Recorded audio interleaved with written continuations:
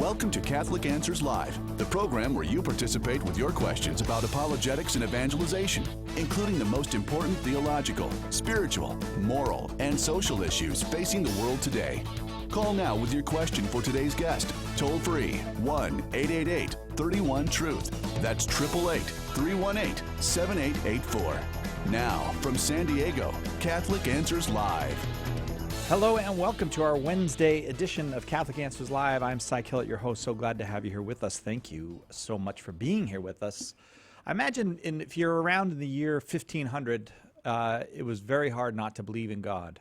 And then you get to the year 2018, and people are having a very hard time believing in God. More and more people expressing that they have grave obstacles to belief in God. Well, I wonder what happened in the course of that.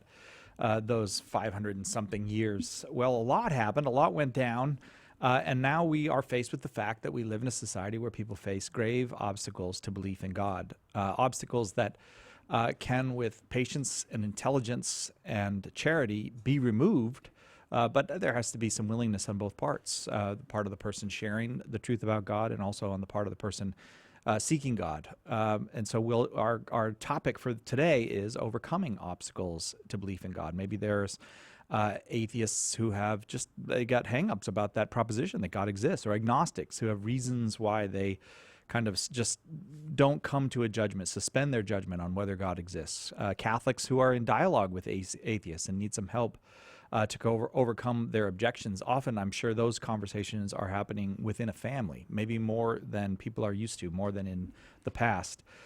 Fortunately for us here at Catholic Answers, we have Carlo Broussard, and he wrote a wonderful book called Prepare the Way, Overcoming Obstacles to God, the Gospel, and the Church.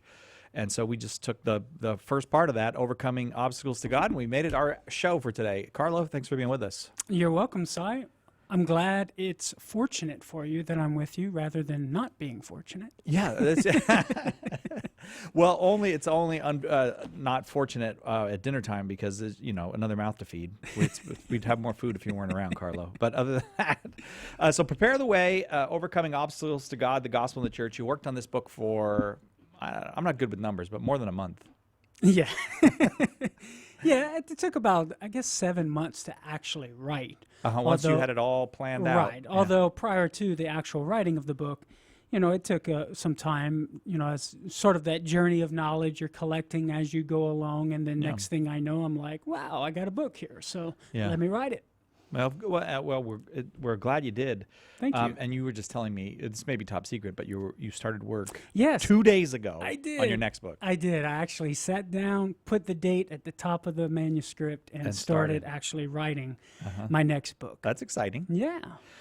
So it does seem like we live in an era that is confronted with a great many obstacles to belief in God. They're not all dumb obstacles. No, not at all. So am I correct to say that there has to be some will on the part of the person who doesn't believe in God in order to make much progress with them? They've got to have a question, or can we kind of spur them to a question? Yeah, that's, Cy, I've reflected upon that question a lot, and it's really difficult to, you can't coerce somebody's free will, to engage in conversation. And so it's really difficult to try to attract someone or to bring them into a conversation. I suppose if, one could appeal to your life testimony and being just a trustworthy person and being a good person, a good Christian, then the person will trust you and open up to you and to begin to share with you their concerns about reality and about God and about mankind, etc., and then we're able to engage in a conversation. But if you're asking for the golden nugget, and how to, extract that story out of them to get them to engage in the conversation, I'm still working on that myself. This whole idea of indifference and apathy. I know, for example, good friend of mine, Matt Nelson, we published his book here, Just Whatever. Yeah. He deals with that initial step of somebody being indifferent to the conversation and to try to get them in the conversation. But once we're in the conversation and that person begins to tell their story, well, then once we lend that listening ear and we listen for what sort of obstacles are preventing them from encountering the truth about God, which is what this particular episode of Catholic Answers Live is about, well, then we begin to see what those obstacles are, because somebody might say, well, like, for example, I was on the airplane a few months back. I think we may have talked about this before, but I was reading my manuscript for my book, preparing for a lecture. The lady on the side of me was peeking over my shoulder, saw what I was reading, and began to ask questions about what I was reading. So I was able to tell her it's about my book, etc. Well, in the course of the conversation, it came out, well, how do you reconcile the all-good God and evil in the world? I can't really... Oh, so that was her obstacle. That was her obstacle, I gotcha. Yeah. It was hard for her because she didn't go to church anymore. She kind of fell away from practicing as a Christian. She said, I really just don't know how to reconcile that. So I have a hard time embracing the truth about God's existence. So I was able to share with her some of the things that I point out in my book, such as, just very briefly, just because God has the power to eliminate all evil, but he doesn't, it doesn't necessarily follow from that he's not all good. His permission of evil doesn't necessarily count against his goodness, because it doesn't belong to an all-good God to necessarily eliminate all evil completely. I mean, we don't even apply that principle for us as creatures, right? Yeah. Just because I permit my wife inflicting physical pain upon my children when she's cleaning out their bobos, right? Although I have the power to prevent her from doing so, it doesn't count against my goodness as a human being and as a father, because I'm aware of a greater good that will be brought about by my permission of that physical evil. We could also use this example, Si. For example, let's say, for argument's sake, that contraception is immoral. Now, we as Catholics would say it is immoral, right? But in a conversation with an atheist or an agnostic, we could just ask, for argument's sake, let's say contraception is immoral, gravely immoral, right? Right. Is it contrary to the governmental ruler, right, the ruler of the society? Is it contrary to the ruler's goodness for him to permit the use to not have legal sanction of the use of contraception? He may very well forbid the selling of contraceptives, right? But for him to not have legal sanction for the use of contraception, it wouldn't count against his goodness in his permission of that. Why? Because a greater good would be lost if he were to have legal sanction of the use of it, because that would violate the intimacy of the sexual act, right, that belongs to it. And that would be it would be far worse to lose that great good than the evil that is permitted in the actual use of it. So that's just one example of where an individual who has the power to eliminate evil, if he doesn't, it doesn't necessarily count against his goodness. So the permission of evil, even though you have the power to stop it, doesn't necessarily count against goodness. And we can apply the same principle to God. Because he's infinite in power and knowledge, there is no good that he couldn't bring about. And it may very well be the case that there's some greater good that would be lost if he were to eliminate a particular evil that he permits and allows to exist in the world. And what did the woman on the plane make of that? Well, she saw how the permission of evil doesn't necessarily count against one's goodness. Okay. So that was the philosophical approach. But then I followed it up with the theological approach, and then shared, which is what I do in the book, in one of the chapters in the section on God, and shared with her the light that Christianity shines in the midst of the darkness of evil in the world. Namely, number one, all suffering, all sin, all evil will be eliminated at the end of time when Christ comes again. Christ makes that promise to us. We have good reason to believe that promise, that all will be redeemed, right? Yeah. And then, of course, Christ reveals to us that he imbues suffering, our suffering in this life, with salvific value. That is, if we suffer in and through and with him.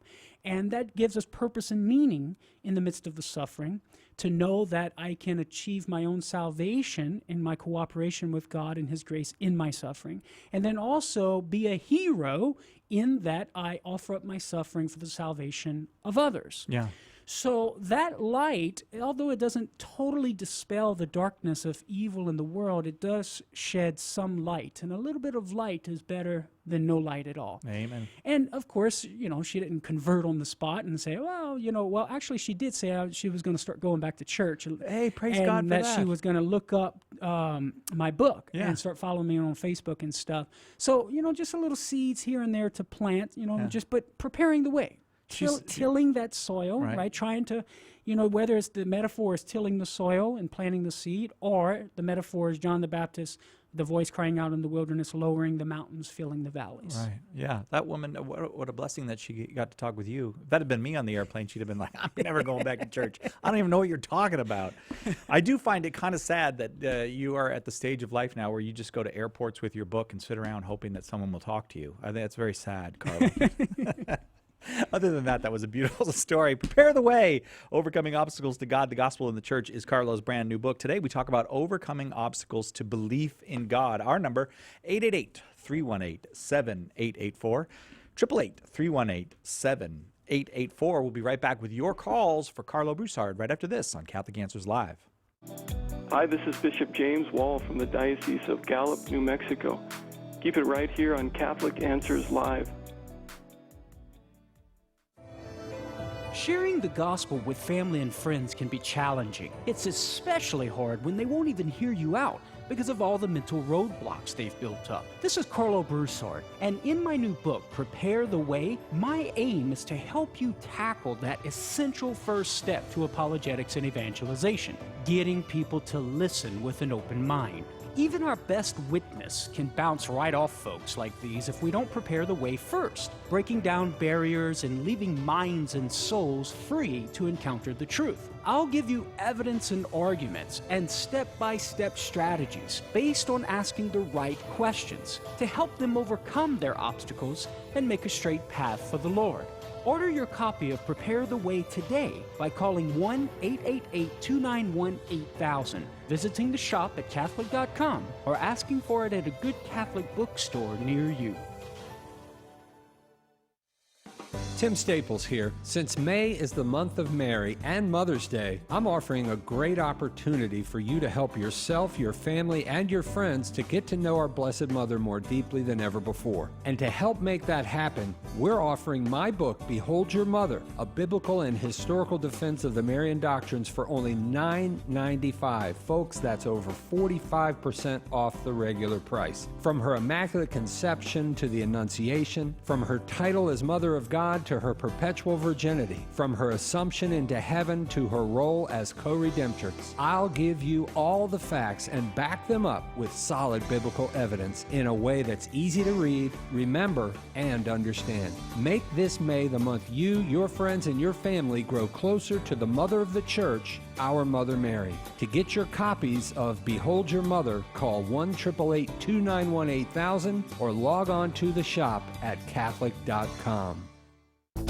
Call now with your question, 888-318-7884. This is Catholic Answers Live.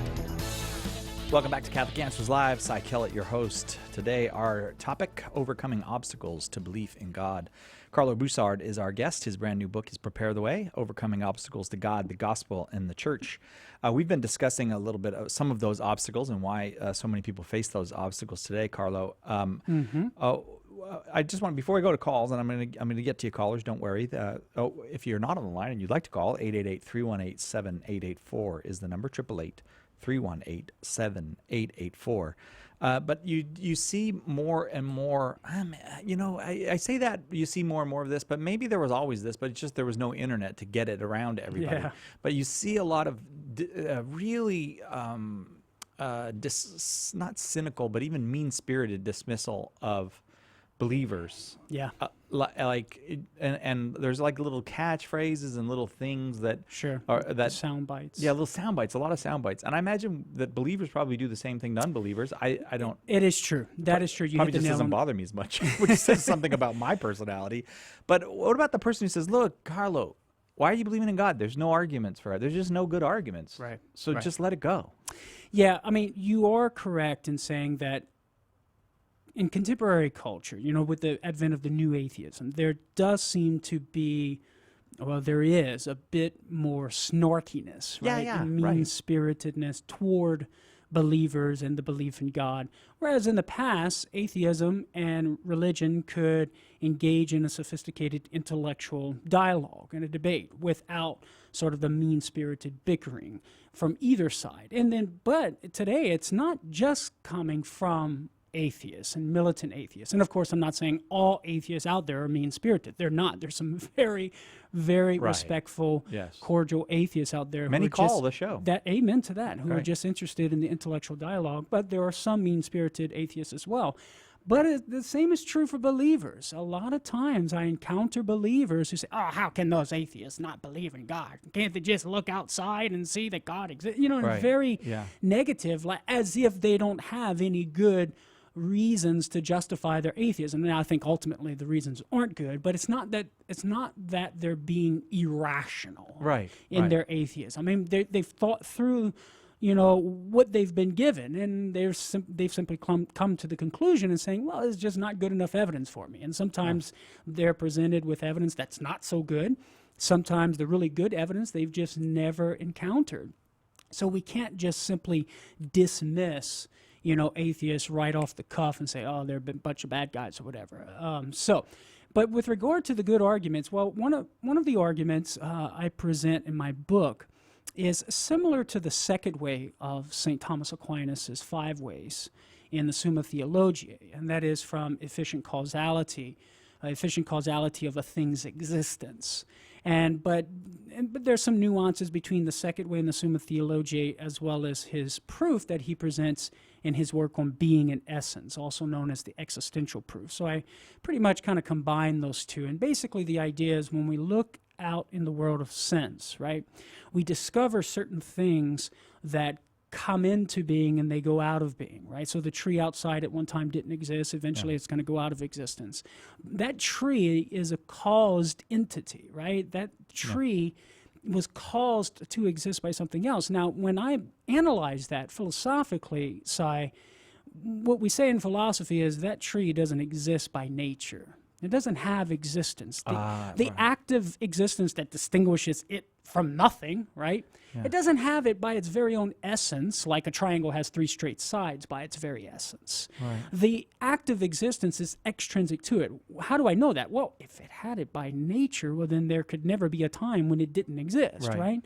Just like there can never be a time when a triangle doesn't have 3 straight sides. Why? Because 3 straight sides belongs to the essence of a triangle. Yeah. So if the tree had existence by nature, then there could never be a time when it wouldn't exist. But obviously, there was a time, and there will be a time when it didn't exist. When it didn't exist and won't exist, right? So we know that tree doesn't have this active existence by nature. So it's going to have to receive it from something outside of itself, a cause, right? And then, of course, if that cause is like the tree and doesn't have the active existence by nature, it's going to have to receive that active existence from a cause outside of itself. And so what we have here, hypothetically, is this series of caused causes, right? Causes that are caused to exist by another cause. And so what Aquinas and many other philosophers ask, can this series exist, right? This series of caused causes, can this series exist without a cause that does have existence by nature? Like, can there only be causes that don't have existence by nature? And the answer is no. Why? Because if every single one of those causes didn't have existence by nature, and thus has to receive it from something outside of itself, well, then none of those causes would exist. Why? Because there would be no source from which to derive the active existence. Right. But if none of those causes exist, well, then the tree wouldn't exist. But the tree does exist. So therefore, those causes must exist, and therefore there must exist at least one cause that does have existence by nature. We say in philosophy it has existence per se, right? It's of itself. It doesn't receive the active existence from anything outside of itself. Its nature is to be. Right. And so this is what we call ipsum esse subsistens in philosophy, subsistent being itself, and that's what we call God. And of course, we would have to philosophically analyze that concept of pure being or pure existence itself, and then deduce the various divine attributes, absolute unicity or uniqueness. There can only be one. Immateriality, immutability, right? And on down the list to the omnis, the omnipresent, omnipotence, omniscient, omnibenevolent, Right. etc. So that's what I present in the book. So existence itself is an argument for God. That's right. The very fact that the microphone exists, the very fact that you exist, the very fact that the tree exists is our starting point for arriving at a conclusion of a first efficient cause that has existence of its very nature, has existence per se. That's what we call God. In other words, its essence or what it is identical to its active existence, that it is. They're one and the same, as opposed to you, me, and the tree, where our essence is distinct from our active existence. Okay, so overcoming obstacles to belief in God is our topic. Carlo Bussard is our guest. If you have obstacles believing in God, you are welcome to call. If the obstacle that you have is not your own, but someone else's, you're trying to help them overcome an obstacle to belief in God, give us a call, 888-318-7884, 888-318-7884. We start with Robert in Kensington, Nebraska. Robert, you are on with Carlo Bussard. Your question, please. Carl, first of all, I come from Camden, Missouri. Anyway, the question I have, sir, is not really the question I proposed to the gentleman that has me talk to you. But anyway, could you give us some examples, sir, on the conversion experiences from atheism to devout belief, not only just people that have been known, but also biblical examples, please? All right, so examples of atheists who have converted to theism? To devout. All right, well, a few come to mind right off the bat. I know there is a Catholic gentleman, Kevin Vost. We've published some of his books here at Catholic Answers. He's written a ton of books, actually. And he was a former atheist, now become a Catholic, right? And I think he actually wrote a book describing his conversion story. Right. You might be able to check that out, Si, and help us out here. Another gentleman that comes to mind is Dr. Edward Fazer. He was a staunch atheist, but as he began rereading the classical arguments for God's existence, in particular the five ways of St. Thomas Aquinas, Ed Fazer converted to theism. Now he came back to the Catholic faith, and he's one of the leading Catholic philosophers out there right now. There's also, the famous example of Antony Flew, who was a staunch atheist, converted to theism. It was more so a form of deism, not full-blown out classical theism that we would say, God is essence and existence are one and the same, etc. But the idea that there is a God and he kind of creates the world and the world kind of functions on its own without his concurrent activity, right? But nevertheless, he was convinced of some sort of God out there, converting from atheism. So those are a few that come to mind. Holly Ordway. Yeah. That's right. Holly Ordway is a professor at. Wasn't she previously an atheist? She was. She started. And then Jennifer Fulwiler. Yeah. Those are two females there who converted from atheism to theism, and of course. And Devin. Devin Rose? Devin Rose. Devin Rose was an atheist as well. Okay. Right, yeah. I think I vaguely knew that, but I wouldn't have been able to articulate that off the top of my head. Well, I can suggest a movie. Go ahead. The movie Convinced is about this very topic. It's a documentary. It's by our good friend Don Johnson. Don right? Johnson. What's the matter with me? It's so if you want take a look at that movie, you can find it online. Convinced, a fine documentary about people who became believers and in this case all the way became Christians because they became convinced. Does that help you, Robert? Yes, two more questions, if I may. In terms of the statement in Rome, I think it was, to the unknown God, how is that related to atheism, sir?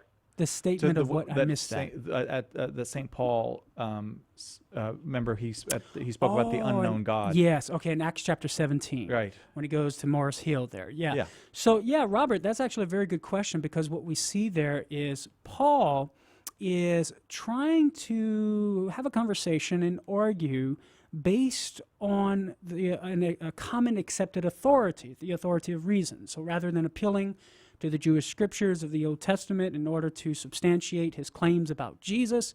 He's arguing on the basis of reason, and he's basically saying, listen, you got all these altars to all these deities that you know about, and you got this one altar to the unknown God. So Paul is basically coming and say, hey, listen, that unknown God, right? I'm coming to proclaim him to you. It's the God of Jesus Christ, right? Yeah. And so we see there a hint or a practical tip on how we can approach in an age of unbelief, right? We're coming to unbelievers and who might be putting certain things, giving priority to certain things in their lives instead of God, or who might be seeking and inquiring about some reality bigger than ourselves, right? Because some people out there, especially agnostics, might tend toward that, and we want to proclaim the true God to them, just like Paul did.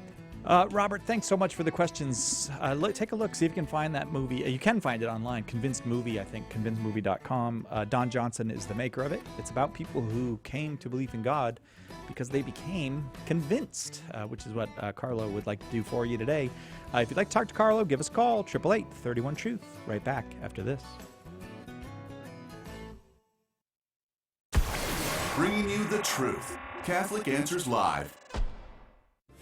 Check out EWTN's official YouTube channel. Just follow the link on our homepage at EWTN.com or go to YouTube.com/EWTN. Watch EWTN's live shows or today's homily from the Daily Mass. Click the upload button to see our most recent clips. You can also find all of EWTN YouTube content by clicking the playlist button. It's all on the official EWTN YouTube channel at YouTube.com/EWTN. Visit today. Tim Staples here. Since May is the month of Mary and Mother's Day, I'm offering a great opportunity for you to help yourself, your family, and your friends to get to know our Blessed Mother more deeply than ever before. And to help make that happen, we're offering my book, Behold Your Mother, a biblical and historical defense of the Marian doctrines for only $9.95. Folks, that's over 45% off the regular price. From her Immaculate Conception to the Annunciation, from her title as Mother of God to her perpetual virginity, from her assumption into heaven to her role as co-redemptrix, I'll give you all the facts and back them up with solid biblical evidence in a way that's easy to read, remember, and understand. Make this May the month you, your friends, and your family grow closer to the Mother of the Church, our Mother Mary. To get your copies of Behold Your Mother, call 1-888-291-8000 or log on to the shop at Catholic.com. Would you like to become a Catholic Answers Live parish partner? We need you to help us spread the word at your local parish. We'll give you bumper stickers, window clings, flyers, everything you need to let your parish know about the best Catholic radio show on the air. We want you to partner with us. Email us at calpartners@catholic.com today and become a Catholic Answers parish partner.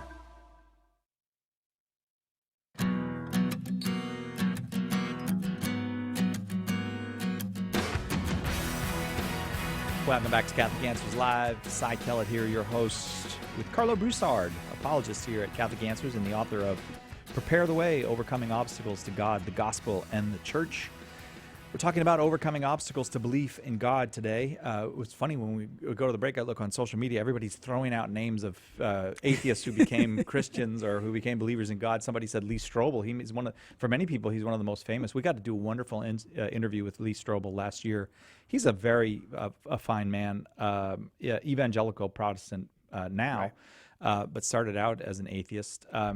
You had, and we never gave the name of Kevin Vo's book before we went to the... Yeah, right? From Atheism to Catholicism. That's the title. Yeah, and I was thinking, too, of one of the great stories is Joseph Pierce, who he started out as a neo-Nazi and unbeliever, very violent and troubled person. He found the Catholic faith, and Joseph Pierce is one of the great writers in the Catholic world now. Amen, yes. He's got a new book coming out on, it may be out already, on the Chronicles of Narnia, too. It'll be fascinating to see what he says. So the stories go on and on and on sure. of these, of atheists who became, was St. Augustine atheist, or was he kind of, he was just Yeah, Always- he was definitely a bad boy. Yeah, he was Not just to say bad. that- He not, was- not to say that all atheists are bad. No, but he Definitely was dabbled in- doubting. He yeah, dabbled in it, right. and had some problems and made his way in the Great Confessions. You can read all about it. All right, so Robert from Missouri, that's what we've got for you. Don't forget the movie Convinced, Don Johnson's movie. And thank you for that call, Robert. Let's go to Tim in Franklin, Massachusetts, listening on 1060 AM. Tim, you are on with Carlo Broussard. Your question, please. Hey, good afternoon, gentlemen. Hi, Tim. My biggest obstacle I find, I'm 56. I'm a lifelong Catholic. My family's been raised Catholic, and I've always believed in God, but I've always believed that God put us all here for a purpose. And at 56, I still haven't found my purpose, and it's really starting to eat me up, and it's becoming an obstacle between God and myself. And I could use a little guidance on this. All right.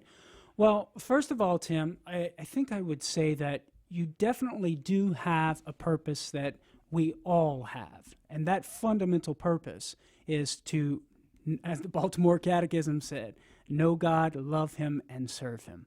Ultimately, Tim, we are ordered toward God, and only in God can we find our happiness. So your ultimate purpose, the purpose that you know for sure that you have, is to become the saint that you're called to be, and to do everything that you can possibly do with the assistance of the church, the grace of the sacraments, the teaching of the church, scripture study, catechism study, you name it, in order to grow in holiness and to become the saint that you're called to be. So your fundamental purpose, brother, is to become holy. My fundamental purpose is to become holy, and we become holy by knowing God, loving God, serving God. So that's something that you have an immovable rock that you can build your life on. Now, concerning what you're going to do in your life, such as you're going to do this job, you're going to do that job, you're going to marry this person or that person, or you're going to do this or that. Listen, brother, there's no cookie-cut mode way of figuring that stuff out. God, Tim, gave us intellects. He gave us free will. And God relates to us according to the nature that he creates us with. So God intends for us to use our own prudential judgments, to use our own free will to make choices and say, okay, I'm going to do this job, or I'm not going to do that job, based upon my reasoning and the evidence that I have and what I think is best for me in my life. And Tim, just know that whatever choices you make and the direction that you move in your life and whatever you're going to do in your life, know that God's with you. God's going to walk with you. God's going to bless you as long as you're doing your part, Tim, staying close to God, using the God-given talents, skills, and gifts, that he's given you. God's going to bless you in the choices that you make. And he may very well, sort of the light in the sky, or just let you know intuitively, hey, this is not working anymore. I need to move in a different direction. And so, Tim, fundamentally, we just have to know our purpose is to follow God in whatever way we know how, right? Yes. And we have to do our best to do our part to discern God's will and trust that God will guide and lead us. And I think there's some consolation that can be found in that, knowing that God ultimately is in charge, but yet he still wants us to do our part. He's not, the God in the sky writing the letters in the sky saying, Carlo, do X, Y, Z. He wants me to utilize the powers he gave me, and that therein lies a great dignity that he's given us, to be able to participate with him and cooperate with him in his providential plan, rather than him just doing everything for us. What do you think of that, Tim? Well, I appreciate what you're saying, and it reinforces some of the things I've already felt. It's just that, God walking next to me, he must be, and doing what I'm doing, he must be very tired. Well, if it's sin, what you're doing, then we need to get away from that, right? And we know that, but I assume that it's not sin that you're talking about, but just your daily activities and trying to figure out sort of the concrete purpose and what you're going to do with your life. I would encourage you, Tim, try to find opportunities to serve others, right? I mean, because we need to, one thing that I often think about and that I've learned in my own life experience is that if we focus so much, right, okay, what does God want me to do? What does God want me to do? We kind of turn in on ourselves, right? And we sort of miss the boat. We miss the point that we just need to turn out and start serving others and do it out of love of God and just let the pieces fall where they may according to God's plan, trying to do our best to discern His will. Tim? Yes, sir. How's that strike you? I try. I try to serve others, and I try to serve the church, and I'm sorry.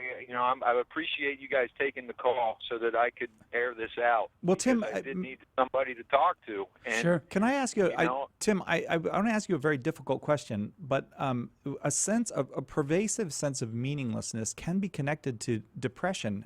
Have you ever felt that you were depressed? I don't know if I'd categorize it as depression. I just sometimes I would categorize it as lost. And do you have a spiritual director or a counselor that you can talk to? Oh, I talk to my pastor, the priest, and I talk to my wife and my sisters who are religious. My daughter, God bless her, she's a campus minister. I have people available to me. Yeah. Tim, one last thing to keep in mind, brother, is know this.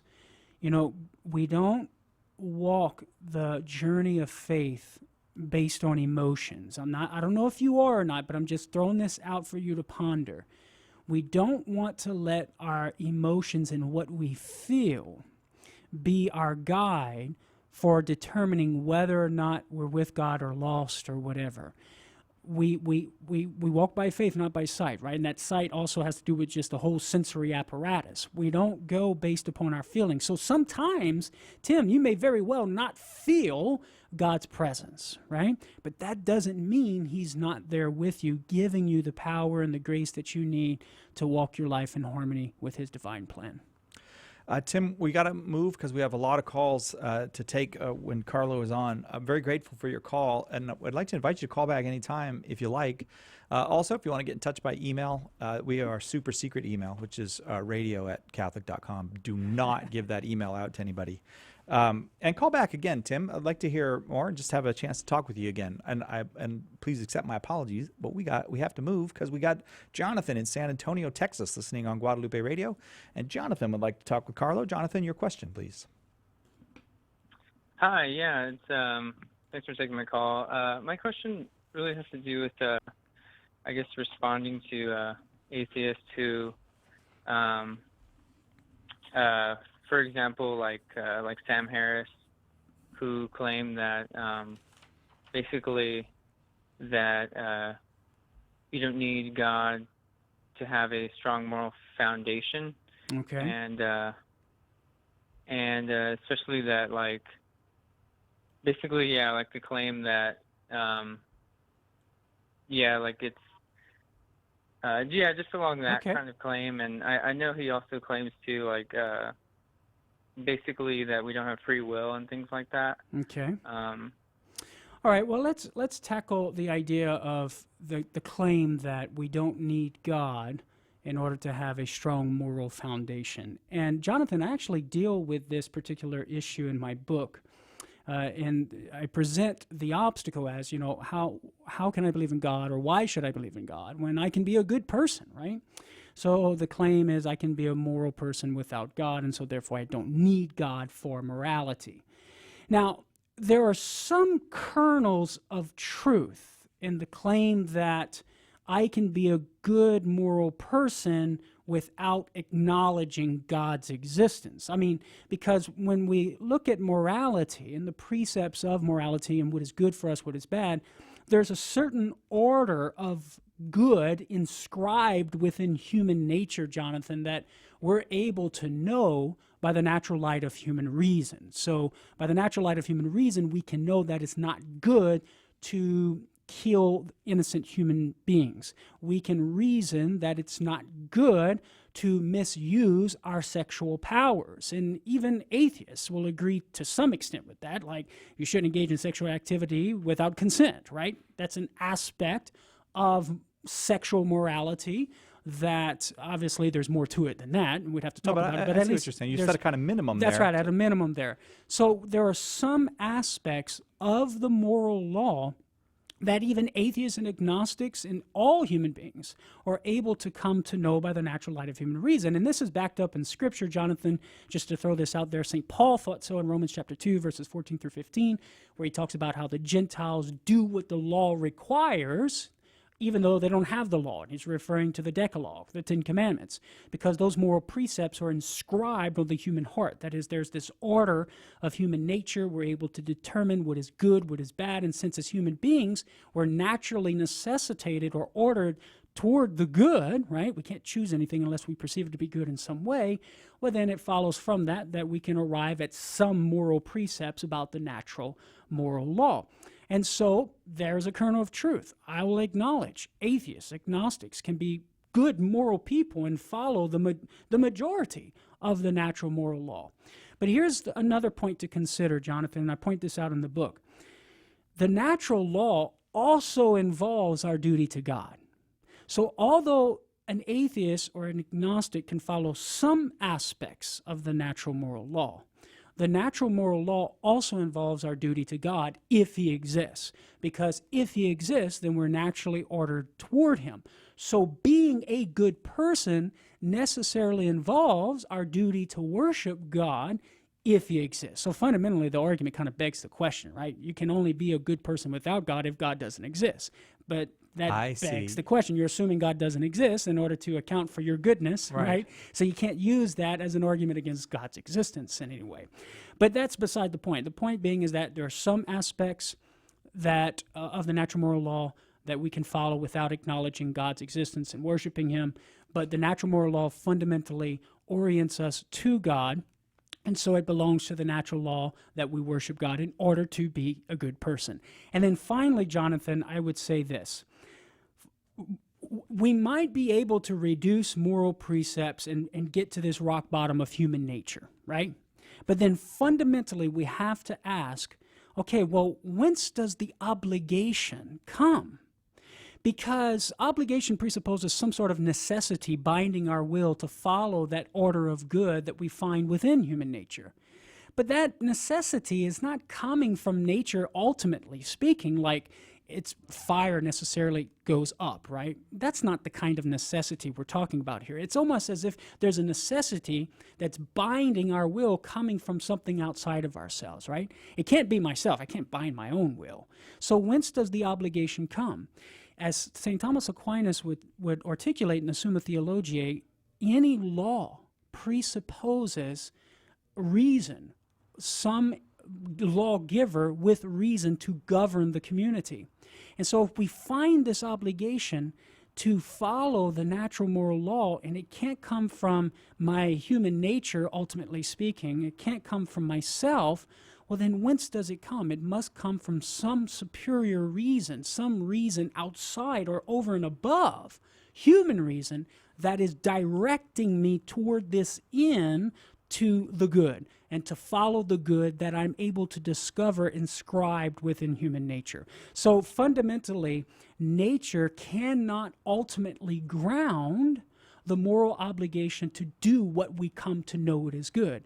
That ultimate ground of moral obligation is found only in God, who is supremely good, as I argue in my book. Jonathan? Yes. Anything? Yes. Yeah, that's a pretty deep answer. And would you recommend any reading, especially kind of yes, indeed. Well, to that extent of Well, I even think I might be able to recommend a book that will come to your house for free. But let's see which direction Carlo's going to go. Well, I was going to say maybe perhaps, Jonathan, we could send you my book, Prepare the Way, so that you could read through the chapter where I deal with this particular objection in a step-by-step process, so that you can read it slowly, because I was kind of scratching the surface here on the air. But I would also recommend Dr. Ed Fazer's work. If you get a hold of his work, he has an awesome blog. But in particular, he has a new book out, 5 Proofs of the Existence of God. And in that book, he deals with the relationship between God and morality, saying how ultimately, although we can, by the natural light of human reason, we can reduce morality in some sense to nature and the order of good within nature, ultimately, you're going to end up with a first sufficient cause who is pure existence and pure goodness itself in order to explain the existence of our nature, right? Yep. And the order of good inscribed in the nature. Yeah. So ultimately, morality is grounded in God. And you said pure existent what? The title of the book? No. You said it's grounded in pure. The first cause, that is pure existence itself. Yeah. Pure goodness itself. Okay, I was just checking because that's what I was going to say. It's Dr. Ed Fazer. 5 Proofs of the Existence of God. Hang on, Jonathan. We're going to send you a free copy if you like. Just hang on and give us your address. We'll send you Prepare the Way, Carlo's brand new book, and get that Dr. Fazer book. We'll be right back with more right after this on Catholic Answers Live. Hey everyone, Carlo Broussard here. Did you know that you can arrange for me and a host of other on-fire Catholic Answers speakers to speak at your conference or parish event? Here's how you do it. Go to CatholicAnswersSpeakers.com and you'll find all the information that you need to book me or our other great speakers. That's CatholicAnswersSpeakers.com. We look forward to seeing you. Catholic Answers is doing it again. We're holding our 5th annual Apologetics Conference this September in beautiful San Diego, California, and we'd like to see you there. We've had a wonderful time going home all enthused. Every time we come here, it's just an incredible experience. Normally, you'd have to root through a dozen different books to get half the stuff I've learned here. These guys are so amazing. I always get so much, learn so much. I've already signed up for next year. Join us this September 27th to the 30th for a lively and inspiring conference with an all-star lineup of speakers guaranteed to jumpstart your faith. All of your favorite Catholic Answers apologists and special keynote speaker Raymond Leo Cardinal Burke. I enjoy the atmosphere and the friendliness of the people, and I'm having a great time. I love it. I'm so glad I came here. I've just learned so much. I've been a Catholic all my life. It's just been so wonderful. I love it. I want to come back every year. Catholic Answers Live is brought to you in part by CatholicSingles.com, the website for Catholics who want to meet others who share their faith and values for faith, fellowship, and love. You can learn more at CatholicSingles.com. Catholic Answers Live thanks CatholicSingles.com for their generous support. Pope Francis said, "All of us are called to mature in our work as evangelizers. We want to have better training, a deepening love, and a clearer witness to the gospel. St. Paul Street Evangelization's online school of evangelization will equip you with the tools you need to be an effective evangelist. We'll ask for a pledge of financial support, but if you're unable to give, we'll set you up for free. Find out more and get involved today at streetevangelization.com. That's streetevangelization.com. Call now with your question, 888-318-7884. This is Catholic Answers Live. Welcome back to Catholic Answers Live. Carlo Broussard, our guest. We're talking about overcoming obstacles to belief in God this hour. If you have obstacles in your own life to belief in God and you'd like some help overcoming them, 888-318-7884 is the number. Maybe it's not in your own life. Maybe it's a relative, friend, or a family member, a fellow employee, someone on an airplane who'd just like an answer from you. How can there be evil in the world if there is a good God? If you want some answers that will help you address that person's objections and obstacles, 888-318-7884. The number 888-318-7884. Sandy in New York, listening on 89.9, is up next. Sandy, thank you so much for your call. You are on with Carlo Broussard. Hi, Sandy. Hi. I have a question. I get really frustrated when an atheist gives me an irrational answer, like had a nun crack me on the knuckles when I was a kid, and if that's what God's about, I don't want anything to do with it. And then they joined the Marine Corps. I mean, stuff like that. Right, right. Well, Sandy, you know, I would be a bit more, I think I would be a bit more sympathetic to that rationale. Obviously, we recognize on the plane of reason that's just not a good argument. You don't conclude God doesn't exist from the premise, well, a nun was mean to me, right? Or anybody was mean to me. But I think it does point to a very important principle, Sandy, that we are representatives of God, right? And so if we are bad representations, bad images of God, well, then that's going to make it extremely difficult for people we encounter to come and recognize the real God and what he's all about, right? I mean, this happens all the time. If you have a bad parent, you have a bad priest, you have a bad teacher who is a nun cracking you over the knuckles with the ruler, you know, the mode and the manner in which these individuals try to discipline, right, in this particular case, may be flawed, and it may be unreasonable. And from that individual associates that behavior, that unreasonable behavior, with God, and therefore leaves. Now, whether it is actually unreasonable behavior, that's a question we would have to try and answer. I mean, is it unjustified and unjust to corporally discipline a student? You know, I mean, that's a legitimate question we would have to ask and try and answer.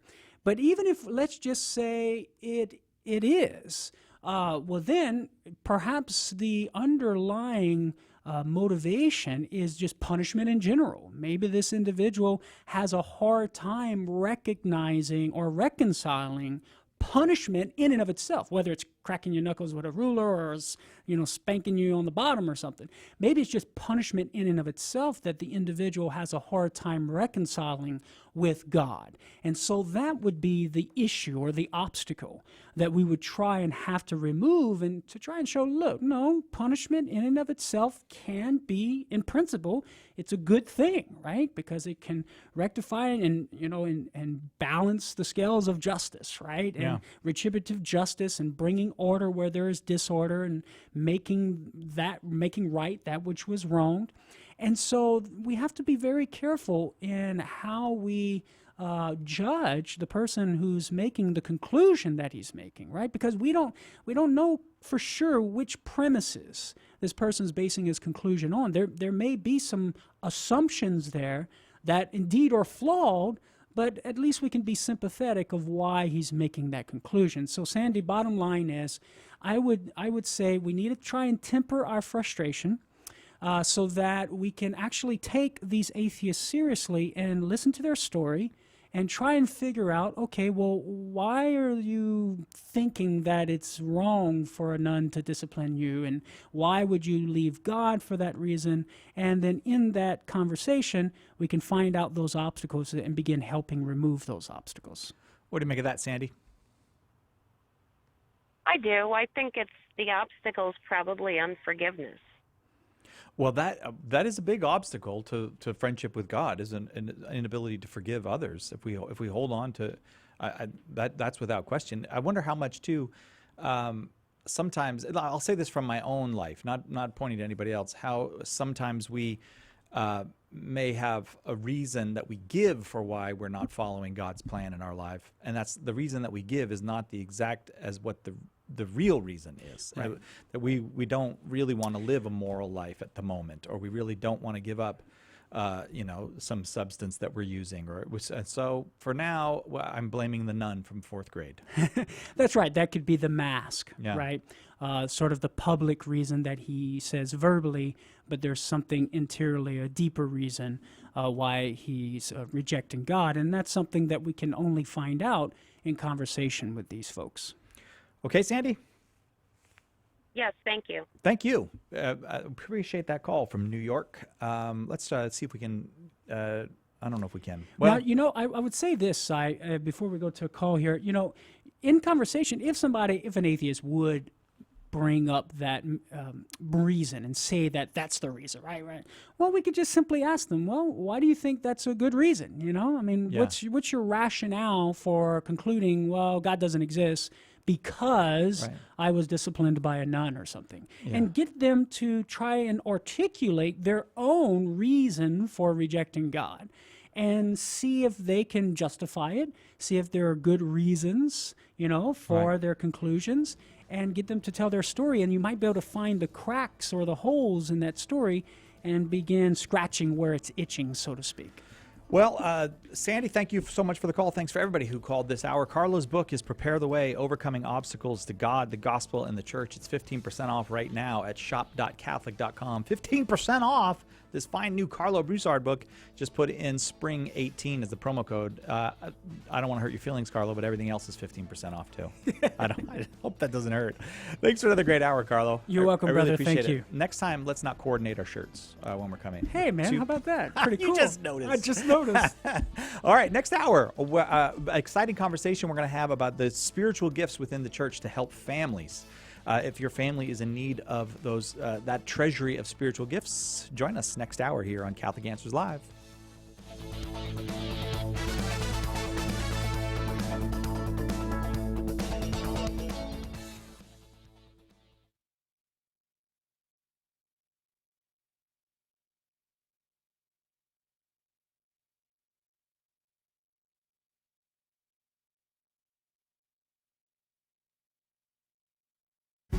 Catholic Answers Live. The only thing missing from today's broadcast is you. Call now with your question. Catholic Answers is a media ministry that serves Christ by explaining and defending the Catholic faith. We help Catholics grow in their faith, we bring former Catholics home, and we lead non-Catholics into the fullness of the truth. Our goal is to be the most trusted and accessible source for sharing, explaining, and defending the Catholic faith through as many media as possible, from personal contact to the most innovative means of mass communication. Have questions? We've got answers. Catholic Answers. Visit us today at Catholic.com or call us with your questions at 619-387-7200. Sharing the gospel with family and friends can be challenging. It's especially hard when they won't even hear you out because of all the mental roadblocks they've built up. This is Carlo Broussard, and in my new book, Prepare the Way, my aim is to help you tackle that essential first step to apologetics and evangelization, getting people to listen with an open mind. Even our best witness can bounce right off folks like these if we don't prepare the way first, breaking down barriers and leaving minds and souls free to encounter the truth. I'll give you evidence and arguments and step-by-step strategies based on asking the right questions to help them overcome their obstacles and make a straight path for the Lord. Order your copy of Prepare the Way today by calling 1-888-291-8000, visiting the shop at Catholic.com, or asking for it at a good Catholic bookstore near you. Did Jesus even exist? How can we trust what the Bible says about him? Didn't Jesus' followers invent a lot of myths about him based on stories of pagan gods? In 20 Answers, The Real Jesus, you'll find smart, solid answers to these questions and many more, taking on the claims of modern skeptics about Jesus' life, his teaching, and his legacy, providing compelling evidence that the historical Jesus and the Christ of faith are one and the same.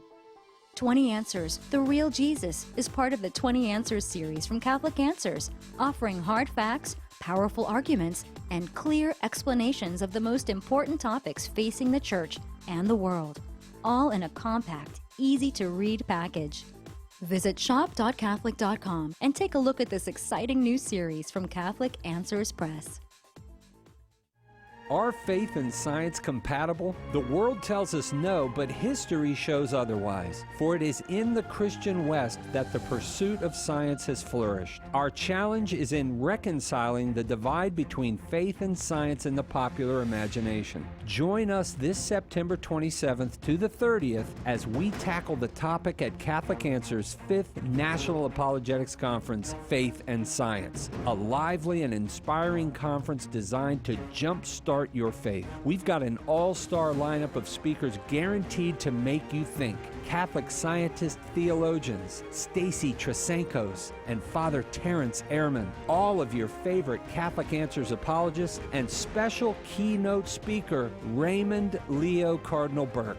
This is where it all begins. Join us this September for a conference that is sure to leave you wanting more. Early bird pricing ends July 2nd. Seats are still available, but they're going fast. Visit CatholicAnswersConference.com or call 1-888-291-8000 today to register. That's CatholicAnswersConference.com. Did you know that Catholic Answers Live is on TV? What began as a monthly series on EWTN in April of 2017 is now going to be coming to you on a weekly basis. You can catch Catholic Answers Live TV Saturdays at 5 p.m. Eastern Time on EWTN, with an encore at 2:30 a.m. on Sundays. We'll also be available soon on Apple TV, Roku, and the Augustine Institute's multimedia platform, Form. Make a point of making Catholic Answers Live TV part of your weekly viewing, and we'll see you on the airwaves.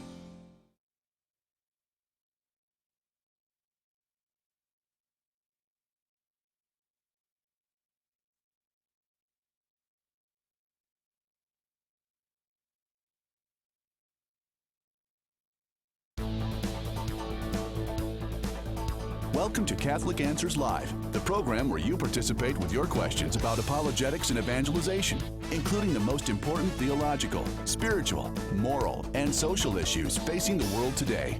Call now with your question for today's guest. Toll free 1-888-31-TRUTH. That's 888-318-7884. Now, from San Diego, Catholic Answers Live.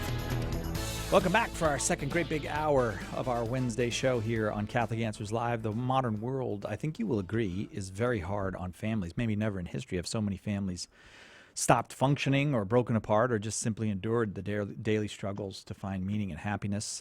The church has repeatedly taught that the family is the basic cell of society. The body of society cannot be healthy if its cells are breaking down.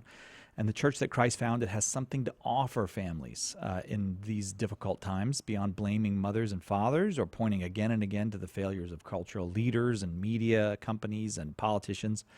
The church has within itself the spiritual tools to help families thrive. And so that's our topic this hour, spiritual resources for heroic families.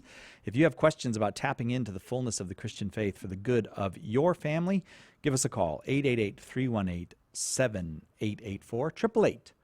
888-318-7884. Our guest this hour is Dr. Peter Howard. Dr. Howard is the founder of Heroic Families, which you can find at heroicfamilies.com. He earned a doctorate in sacred theology from the Pontifical University of St. Thomas Aquinas in Rome, also called the Angelicum. His theology expertise lies predominantly in Mariology and the teachings of the Venerable Fulton J. Sheen. And his theological, he's written a book actually on that theological theme, The Woman, The Mystery of Mary as Mediatrix in the Teaching of Fulton J. Sheen. He has a brand new podcast, 360 Degree Living, Holy, Healthy, and Free. Welcome, Dr. Howard. Thanks for being with us. Thanks, Si. It's great to be with you. So give me an idea what you have this website, heroicfamilies.com. What do you mean by a heroic family? What is that? Well, it was either heroic families or mediocre families. It was kind of, kind of a toss-up. There really isn't a place in between there. And I think mediocrefamilies.com was probably taken. No, but seriously, heroic families simply is tying into the heart of our baptism, because we're all called to be saints. And although we're familiar with that, sometimes we forget that a saint is somebody who exhibits heroic virtue, but we're all called to it. And sometimes we fall into a false humility of, I'll just be happy if I make it to purgatory. Well, I'm not going to be happy in purgatory, even though you're guaranteed heaven. I'd rather lead my family now and do what we can. So it really ties into, I think, something that John Paul II said. He said, it's time for the ordinary to become heroic and for the heroic to become ordinary. And I think that's what we're trying to do, is tapping into the ordinary world of families and drawing from our own experiences, especially from brokenness and struggles and hardships, that we're able to then help lead families aim to the heights. And aim for the heights in terms of our spiritual lives, in terms of the whole ball of wax. What are we talking about? Yeah, the whole ball of wax. We're made body, mind, and spirit, and so God wants us to excel in everything. And so that was the development of what I call now being a 360 Catholic, is that we're not just spirits like angels, and we're not just animals with a body. We have an intellect, we have a body and a spirit, and God wants to see our whole being come alive. And so how do we do that? And what does the church have to offer us? And is it that hard to access? And in your own life or in your own experience, especially as someone who studied the Virgin Mary as a theological topic, what's her role in helping us as families? Well, the Holy Family started with an invitation to her to become its mother.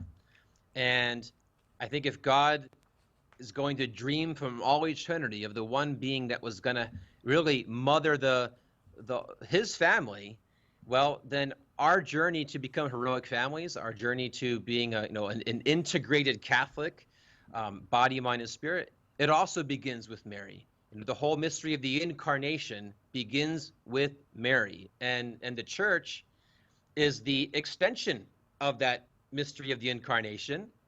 And so we basically are, you could say, we're replicating or duplicating what the life of Jesus and the wisdom of Jesus was. And so and that's what the family is, and because the family is the domestic church. So it's sort of like almost like a syllogism: if A equals B and B equals C. Then we do exactly what Jesus did, and we choose Mary because she literally, she molded, she formed Jesus throughout his life, and she's going to do the same with us. And I would say nothing less. She only molds us into Christ, nothing else. 888-318-7884 is our number. Dr. Peter Howard is our guest. Our topic, spiritual resources for heroic family life. These are times that call for heroism. It's not easy to parent in the modern world. And I wonder if you have the same sense that things, I know that a lot of people say, well, nothing's changed that much. But really, like parenting through this an age of virtual reality and constant connectedness and all these other things, the delights for the eyes and the ears of a child, the possibility that seems almost unique to our age to completely avoid anything like an interior life ever at any moment. You can always have some noise distracting you, or as a matter of fact, you probably kind of have to. Like even if you want to go shopping, they're playing music there in the background. So there's just it's a different era to try to parent people, little tiny people, to grow them up, as you said, to become the image of Jesus.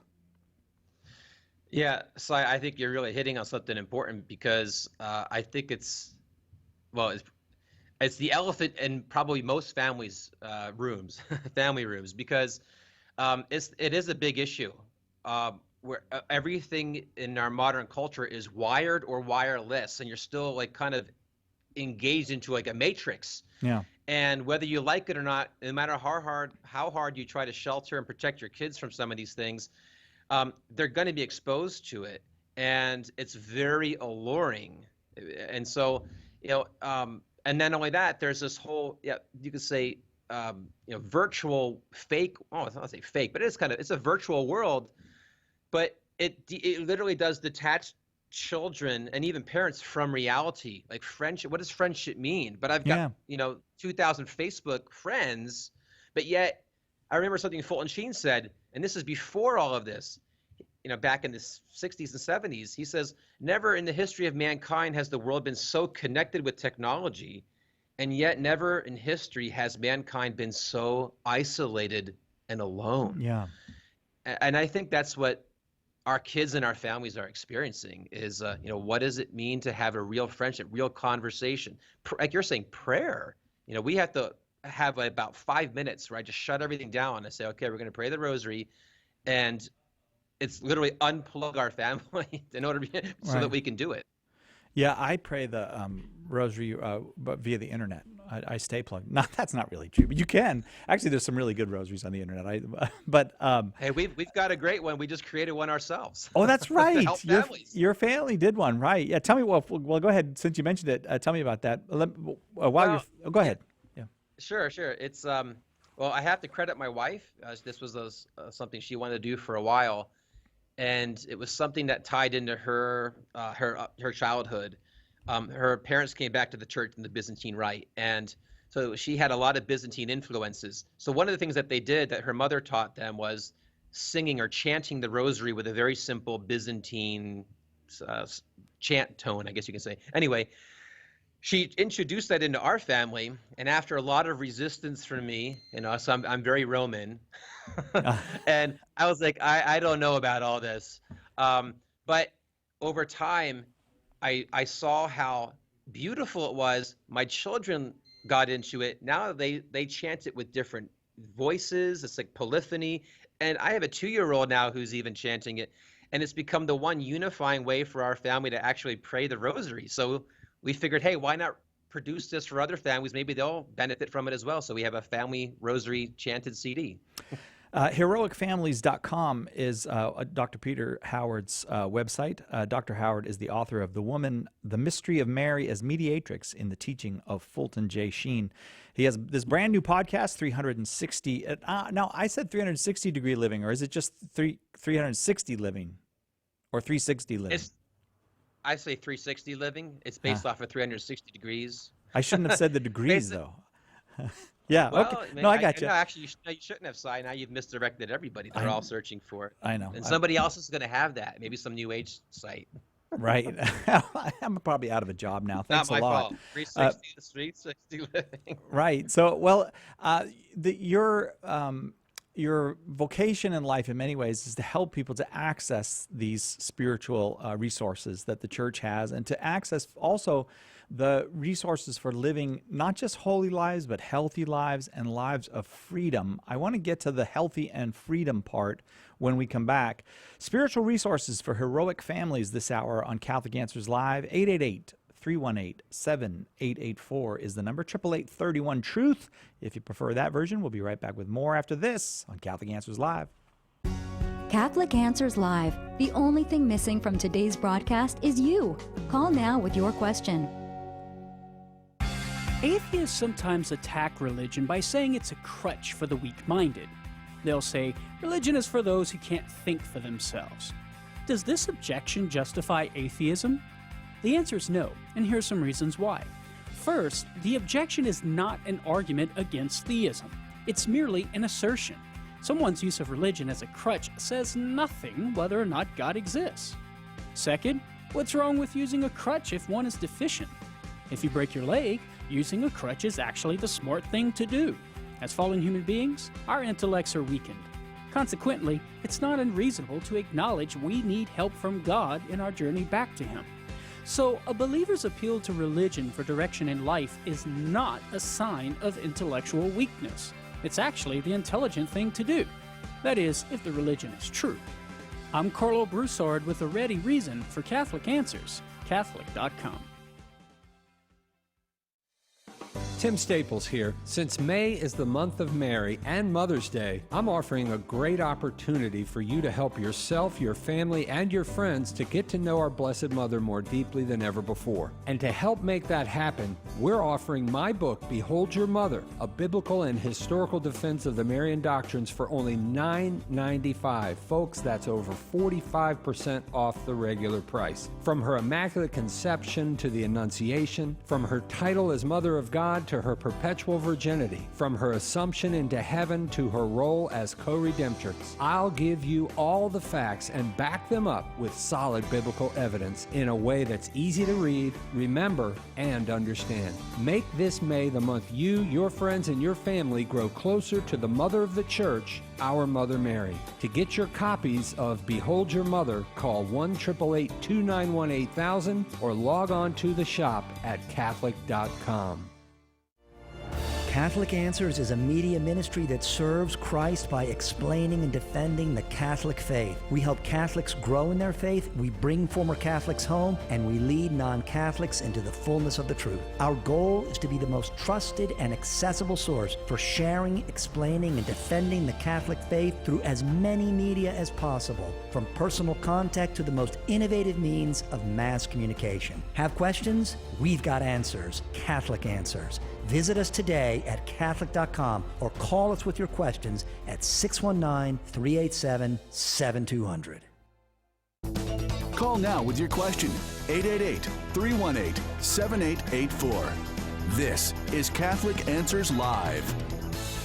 Welcome back to Catholic Answers Live. I am Cy Kellett, your host. Our number is 888-318-7884. This hour we discuss spiritual resources for heroic family life, and it does require some heroism to live the fullness of family life in a world that is often set against it, often sets its face against what's good for families.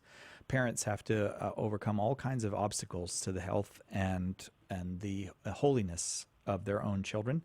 Even the freedom of children is restricted in many ways in our world because of for our various fears and upsets and the amount of disorder that our society has decided to breed over the course of the last couple generations. So we're talking with Dr. Peter Howard this hour. He's the founder of Heroic Families. You can find it at heroicfamilies.com.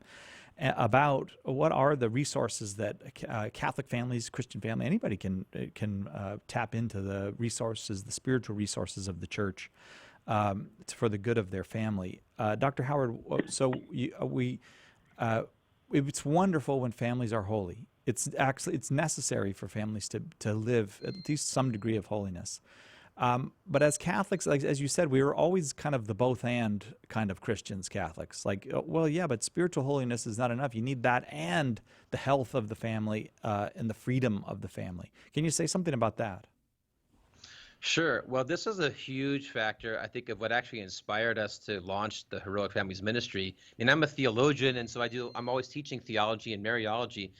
But what's interesting is that it was actually the health dimension of things for my own family, my own personal health, that God used to open doors for my own marriage and my family, because I struggled with a lot of things growing up with allergies and asthma and things. And if I wasn't taking care of myself really well, it drastically affected my teaching, my thinking, my praying.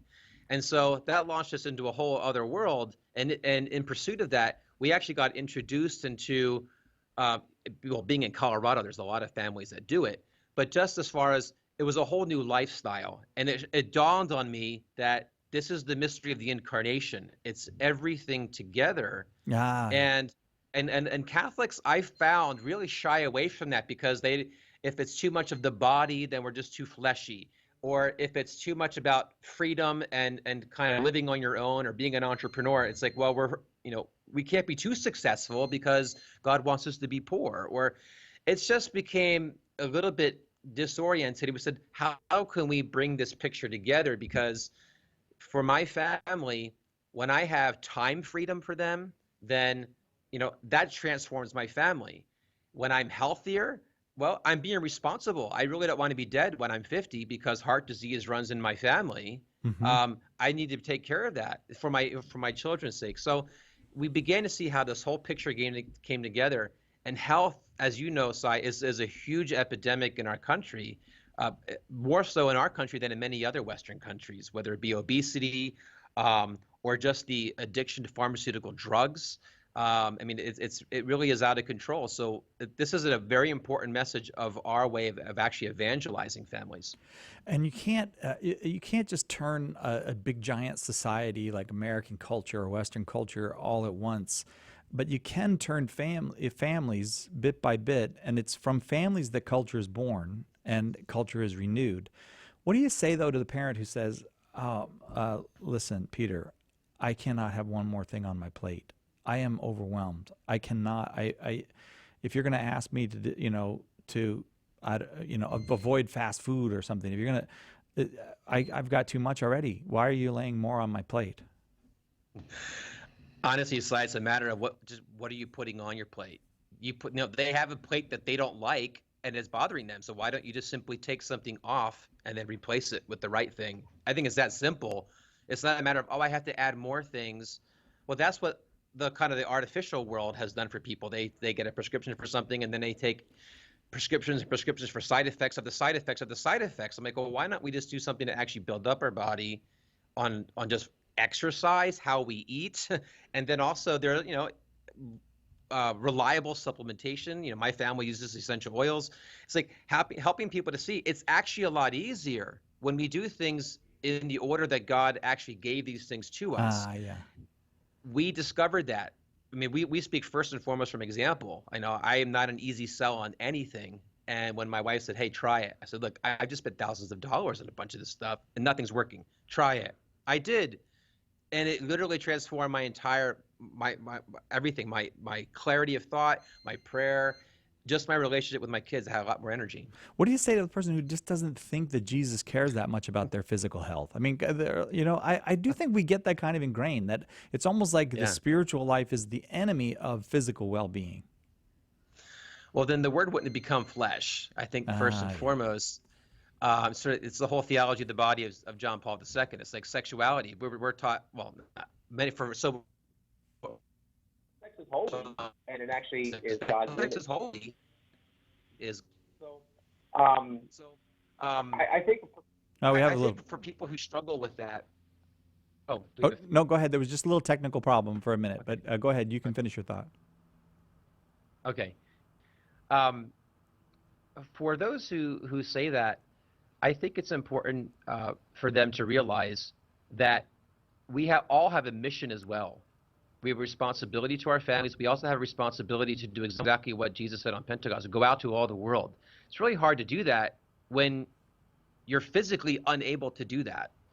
It's one thing if a cross comes our way that we can't control, but we have a lot of things in our control that actually is what God wants us to do. It's the whole parable of the talents. He gives you 2, come back with 4. He gives you health, he gives you a body, keep it holy. We're temples of the Holy Spirit. And so when we see the whole, this 360 vision of that, this whole integrated vision, then it absolutely makes sense. And not only that, we experience it. We experience it in our life. Tell me someone who doesn't feel great after good exercise or just eating healthy. The transition's hard, but after that, it's a whole lifestyle that, gosh, you're glad you did it. And you're more, you can say, you're more available to put your creative talents to use for the new evangelization. Do you have a sense that, I imagine some people have the idea, I think actually a lot of us suffer from the idea that we're not that important to God, that I could say, God, help me with my weight or help me with my eating or my exercise. And God, because he's got starving children that he's got to take care of. He doesn't have. I mean, why am I going to bother him with that? But besides, I'm not that good a person. Maybe I should become a good person first. That's the other part of it. I guess that's the whole question. What is a human person? Okay. Are we angels or are we not? And I think it's so right before our eyes that we don't see it. And I personally believe that this is a tactic of the enemy. Think of the ways that he imprisons us in this world. We focus a lot on the spiritual warfare because it's our immortal soul in the end that matters. Yeah. But it's through our flesh, our body, our senses, St. Thomas. It's through all these things that God is part of that. We never leave this. And so he attacks us from the area of the spirit, of course. He attacks us on the level of our health. People can't do things when they're just full of junk or society is pushing it on people and deceiving people to eat stuff, and then they have the consequences. And then also, just an economic freedom. How many people I've met, probably between both of us, so many who say, yeah, I would love to do this, but they just kind of live purposeless lives. And so they're afraid to take risks. They're afraid to do something great for God because it doesn't fit the conventional conveyor belt mold that most of us have been raised in. That, you go through society so you can get good grades and get a good job, so you get a good salary, so you can get a house, and get, you're getting married so you can put your kids through the same cycle.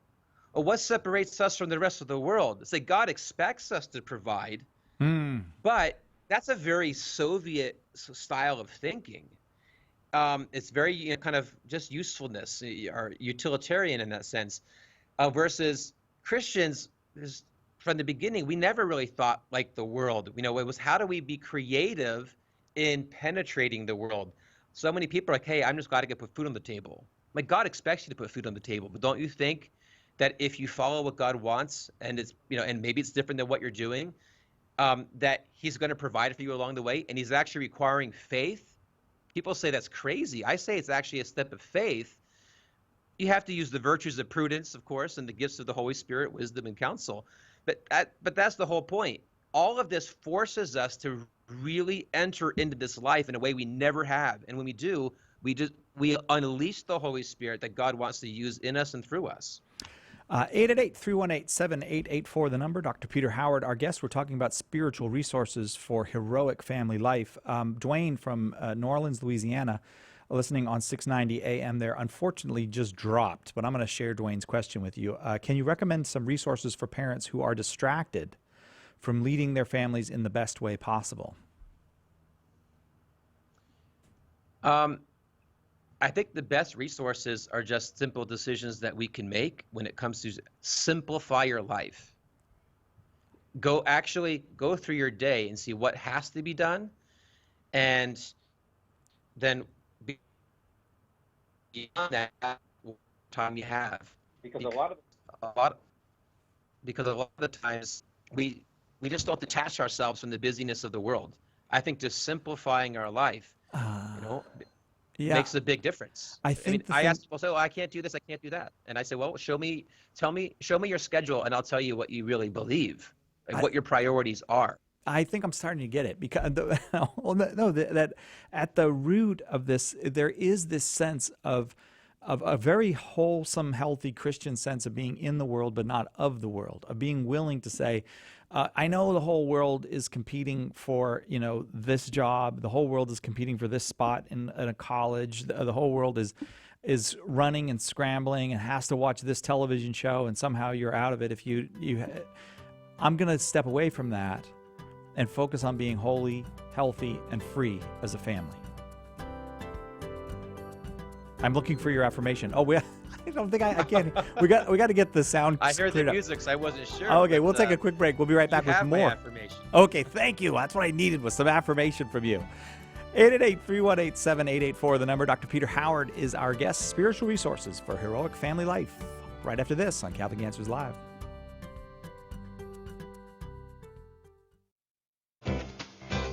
We're ready and waiting for your call today on Catholic Answers Live. It might be said that anti-Catholic notions of the Church's history are the original fake news. With all the misinformation being spread, where does one look for the truth?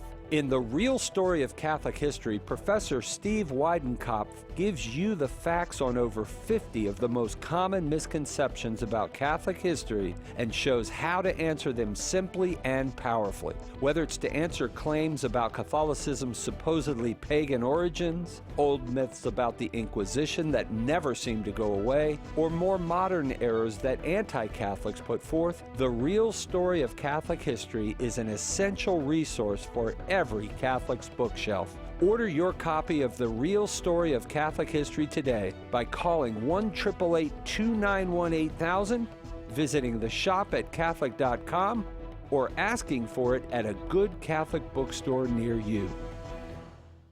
As the legend goes, the Protestant Reformation began when Martin Luther nailed a list of his grievances with the Catholic Church to the door of All Saints Church in Wittenberg, Germany. But do you know the whole story? In Catholic Answers' brand new documentary, The Protestant Revolution, you will hear from top apologists Tim Staples, Jimmy Akin, Carla Broussard, Trent Horn, and Steve Weidenkopf as they expose the errors of Martin Luther and of the other so-called reformers. This DVD will give you a clearer understanding of our Protestant brothers and sisters, and you will be better equipped to engage them about what separates us and about what unites us. Order your copy of The Protestant Revolution today by calling 1-888-291-8000, visiting shop.catholic.com, or by asking for it at a good Catholic bookstore near you. most men will do almost anything to avoid deep theological discussions. Well, you don't need a doctorate in theology to listen to and enjoy the Catholic Cafe. Join me, Deacon Jeff Drzymski, along with my trusty sidekick Tom Dorian, as we try and make manly sense out of living the Catholic faith. The Catholic Cafe, Saturdays at 4 p.m. Eastern and Sundays at 5 a.m. Eastern on EWTN Radio. Live truth, live Catholic.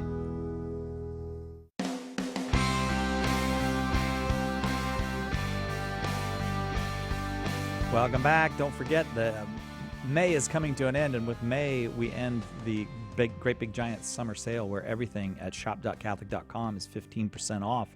You just use the promo code SPRING18 at checkout. You get 15% off on any purchase you make. Every book, CD, DVD, ebook, tract, and MP3 is on sale right now. Go to shop.catholic.com. Use the promo code SPRING18 at checkout before the end of May. Midnight at the end of May, it's all over and it goes away. Everything's back up to full price. I am Cy Kellett, your host. Our guest this hour is Dr. Peter Howard. Dr. Howard is a theologian. He's the founder of Heroic Families, and he's the author of The Woman, The Mystery of Mary as Mediatrix in the Teaching of Fulton J. Sheen. I'm not exactly sure what went out well before we went to the break, because we were having a little bit of a technical problem there, Dr. Howard. But I was making the point that you are a good. It seems to me that an underlying theme of what you're saying is that people do need to make hard choices in order to be able to access the spiritual gifts that God has in store for them in the church. Have to make hard choices of things to let go of, things to stop doing. To be, that is, more disconnected from the world. Absolutely. I think a great example that illustrates this point is a movie that most people have probably seen by now, and that is The Greatest Showman. That movie hit so many chords with people because it's a fantastic story that they had on the life of P.T. Barnum. And of course, it's a Hollywood version, but the themes there, the lyrics of the of the songs, just hit home. People wanting to break free. They feel like a zombie in a cage. They're happy to live in the kind of the cage that they have, and they want to step to the other side, but they're afraid. And I think that it's making that first heroic choice to say, I'm going to have faith and I'm going to trust in God to lead me because this is the passion he's put on my heart, and I'm going to lead my family. And that actually unites families more than anything else, is having a common mission that people are supporting, because that translates into how your kids live as well. 888-318-7884 is the number, 888-318-7884. We go now to Joel, also in New Orleans, Louisiana, listening on Catholic Community Radio. Joel, you are on with Dr. Peter Howard. Your question, please.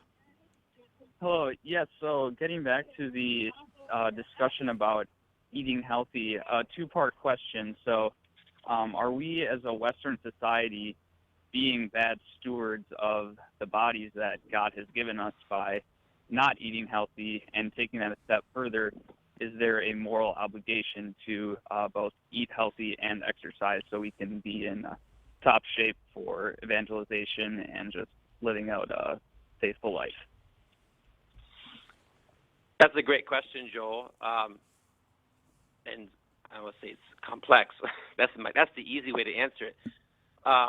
But first and foremost, we do have a moral obligation to take care of ourselves. We are stewards of everything that God's given us, including the gift of life. Like I was mentioning earlier, when I'm not taking care of myself and if I'm shortening my life, well, I may say it's not a big deal for me. Well, God made us in communion with others, beginning with my spouse, my children. It also shortens my clock to be able to, for Catholics to say, hey, it's all about suffering. I say, you know what? Well, then you've got a greater health and strength to suffer more. If that's what you want to focus everything on, we have enough suffering that comes, and I think good health helps us to manage that even more and be stronger for it. But I do think we have a moral obligation to these things, whether or not going to Chick-fil-A is a sin. I wouldn't go that far. I think that we have to be conscious of what we are putting into our bodies. I think that's the big thing. We need to be conscious of what we're actually doing to ourselves. And people are waking up, and unfortunately, well, I'll say unfortunately, but Catholics are kind of slow in the response. And often they see, oh, if it's all this return to nature, it's all New Age. And that's because we failed, I think, to claim it from the beginning, and now we've got to take it back. Does that get to your question, Joel? Yes, definitely. I have just noticed in myself that when I'm eating the right foods and what I can handle, I have more energy to be kinder at work and, read more about the faith, etc. So just wanted to see how strong of that impetus was. Well, just as a follow-up, too, because I made a two-part question on that, is from a family perspective, watch what it does to your children, whether you have children or you will in the future. But just using your own example, too, when you cut things out like sugar as well, I mean, you're cutting a lot of things that's actually going to stabilize your body. I mean, sugar is the number one feeder of cancers. And it's just, it excites a lot of negative things in our body.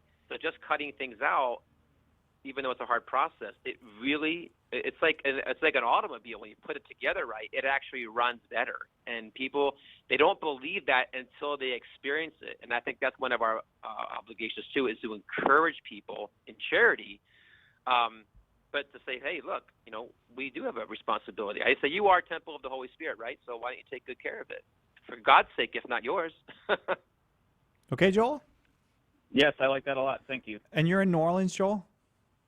So I'm in Pascagoula, Mississippi, but New Orleans is the radio station I'm listening to. I was going to say it's not easy to eat right in New Orleans. It's not easy to eat moderately. Definitely. It's really junk food. Yeah. Oh, I'm sorry. Go ahead, Dr.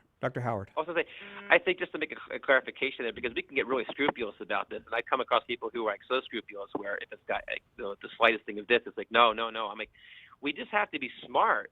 And I think the biggest problem that we have is that we just haven't known what we were eating. Now people are waking up and they're saying, well, how do we then translate that into a good, wholesome diet? I mean, sometimes the Mediterranean diet, they say, is the best, and that's got a little bit of everything, including wine. And so, we can't get over scrupulous, but we got to be smart in how we eat. It's Joel, thanks for the call very much. It strikes me, too, that part of what you are getting at is that we are a culture of extremes, like people get involved in sports and then they're extreme about their sports or their job. There's this, and in our eating and all these things as well, that there's a way to live life more moderately, more peacefully, more detached from the things of this world. And that is actually a much happier, healthier life.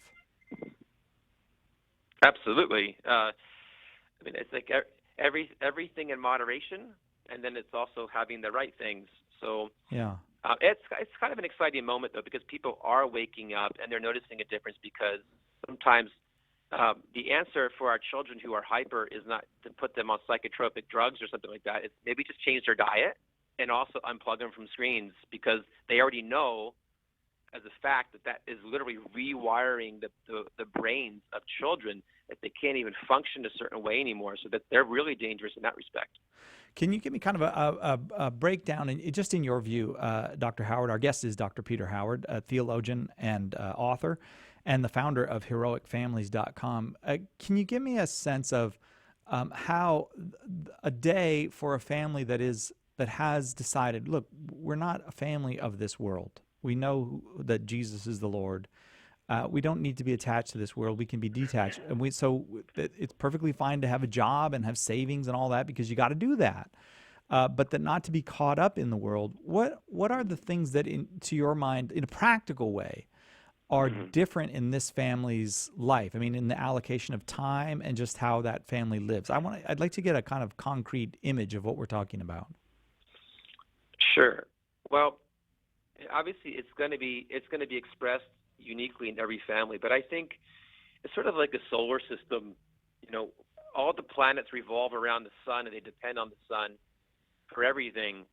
And it's a matter of, if they're thrown off a little bit, they put themselves in danger of other things. And I think that that's kind of what a family life is like as well. The Christian life is, when we look at our day, do we at least begin and end the day with our Lord? If he's the Alpha and the Omega, is he that of every day? And it could be something simple, teaching our kids how to begin every morning with adoration. I think that's a universal practice that would benefit every family. Teaching your children to wake up and say the prayer of Fatima that the angel taught the children. My God, I believe, I adore, I hope, and I love you. I beg pardon for those who do not believe, do not adore, do not hope, and do not love you. Great, you just started your family on the right path. Having a family rosary, I believe, is essential for Catholic families, not just because it's me. Our Blessed Mother has asked for it repeatedly. The Church has endorsed it more than any other prayer outside the Mass.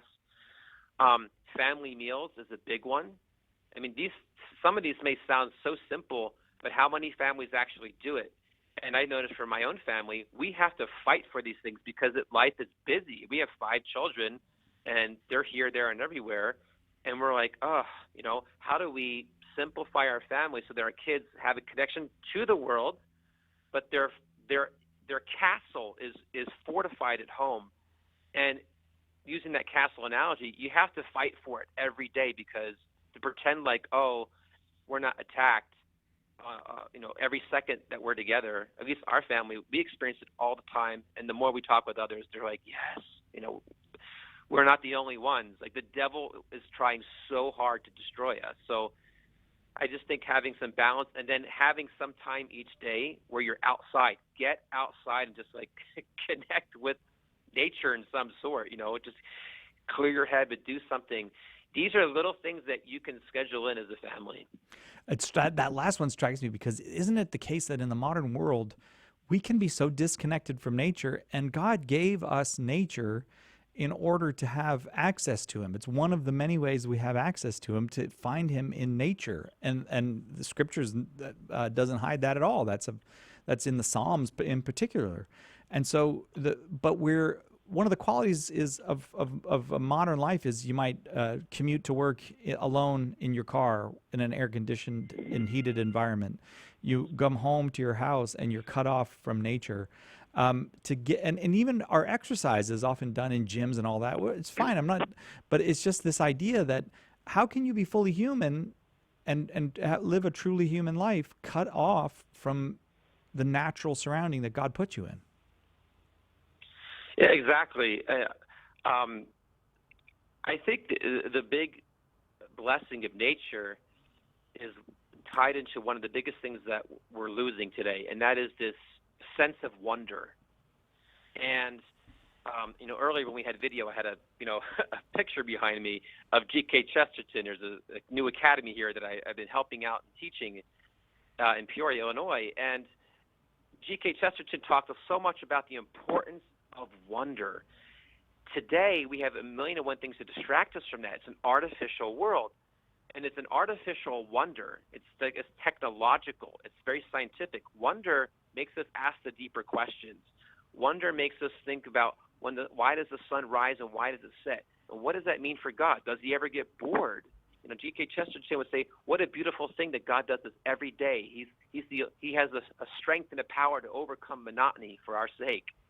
And when we go out into nature, this is exactly what it does. It points us, first and foremost, really to the existence of God. He's written everywhere. And so right there's one of the biggest blessings. So you can go on and on about that, but I think regaining the sense of wonder, like Bishop James Conley wrote a beautiful article on that a couple of weeks ago, will go very, very far in our families and even reclaim the imagination of our children. Where did Bishop Conley write this? It's for, I believe, his diocesan journal.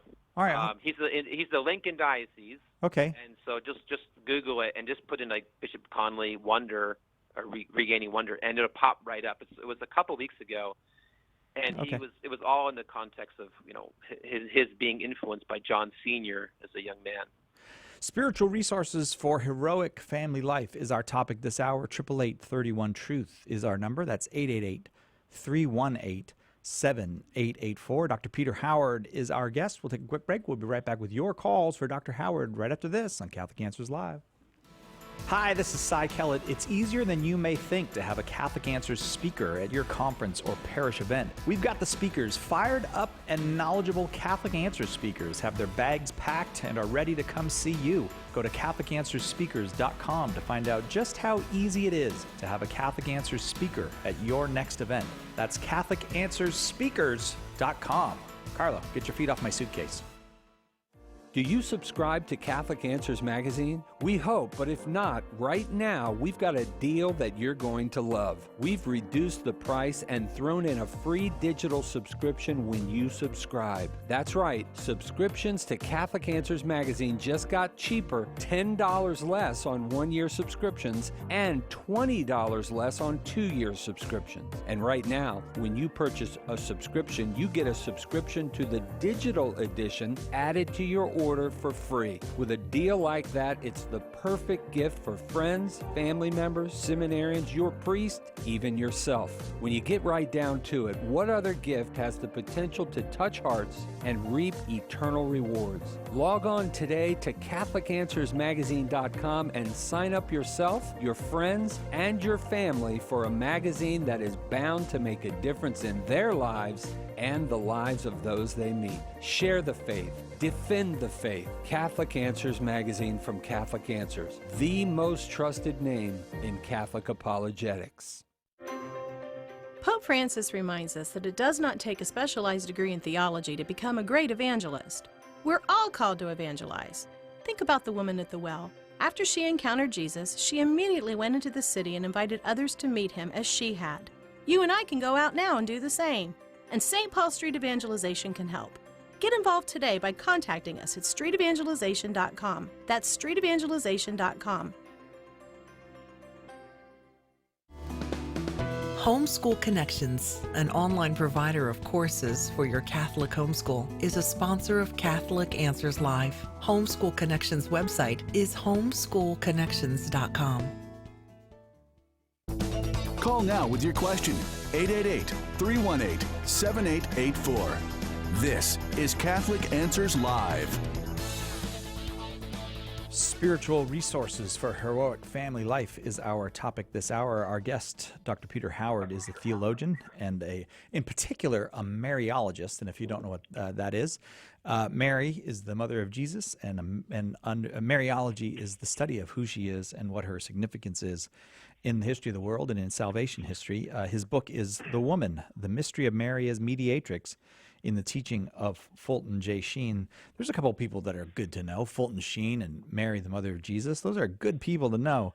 Someone on Facebook, YouTube, James on YouTube, wrote the following. I just wanted to share it with you because we have not said much about the Eucharist in this hour in the health of the family. And he said, for me, when I take the Eucharist, I turn away from the things I ought to easier. So it's easier for him to turn away from, I think what he's saying is sins or things that he should be avoiding. I feel more compelled to do things I should rather than not. In this idea of, we're discussing these spiritual resources for heroic families, and the world does call from heroism from mothers and fathers and children today in order to live a fully Christian life. Can you place the Eucharist among those gifts for us, Dr. Howard? Sure. Well, the Eucharist is using an analogy of the solar system. It is the sun around which our entire Christian life revolves, and not only that, I think it's beautiful because it's the full Christ, body, blood, soul, and divinity. It's the incarnation that we receive sacramentally, and so even when we're talking about health, it's interesting because the origin, the derivation of that word is really where we get the word healing, and healing comes from or has the original meaning of being whole, being wholeness. Well, Jesus, who's wholly present in the Eucharist, comes to us to really make our whole person come alive. From the point of the Mass, where we unite our sufferings with Him. We receive Him, we share our family bond, and then we actually then go out into the world. He gives us the health, the holiness, and the freedom to be able to go out into the world. So ultimately, what we find in nature points to the Eucharist, and the Eucharist reveals for us the fullness of what God wishes to give us through all of His creation. And there we have the three three H's of Christian life. Then holiness, health, and wholeness. I know wholeness is not spelled with an H, but it sounds like an H. But I honestly think in our world more and more, it is like, you'll see these movies where it'll be like a person downloaded himself into a computer. And the underlying assumption there is that himself is something other than his body that could be downloaded into a computer. It's a weird kind of mysticism that the modern world has. And Christianity is an antidote to that in that idea of wholeness. You are not a spirit that can just be downloaded into a computer. That's not you. It can't be, for technical reasons, obviously, it can't be done. But there's not an essential you that's like just rattling around in a body. You are body and soul. That's you.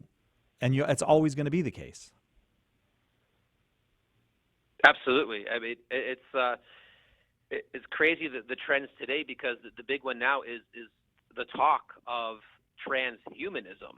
Yeah. To basically be plugged into some consciousness through computers and all of that, where we unite ours to theirs, and at the same time contribute to a universal consciousness. And yet we combine then our human nature with robotics so that we can live forever or know everything. Doesn't that sound a lot like the whole temptation of the garden, the tree of the knowledge of good and evil, science? Right. If you do that without God, which is what Lucifer's agenda is, this is exactly what comes from that. And so, yeah, it's a very serious issue, I think, that we should reflect more on. Yeah, that there's a whole person. You are a whole person, and that whole person is loved by God. I think one of the consequences of when we overly spiritualize what it is to be a human being, or we exclusively spiritualize it, is we stop believing that God loves us entirely. God doesn't love my soul and is kind of tolerating my body, or my mind, or that's not the case. God loves the whole of me, and so the whole of me is a big deal. Yes, that's exactly what's at the heart of John Paul II's theology of the body. He says we've got this whole notion of human sexuality so twisted up that we're discarding it in a trash can. To use an analogy that Christopher West would often use. This is his territory. But at the heart of this is the very fact that God's image is stamped into our very bodies as male and female.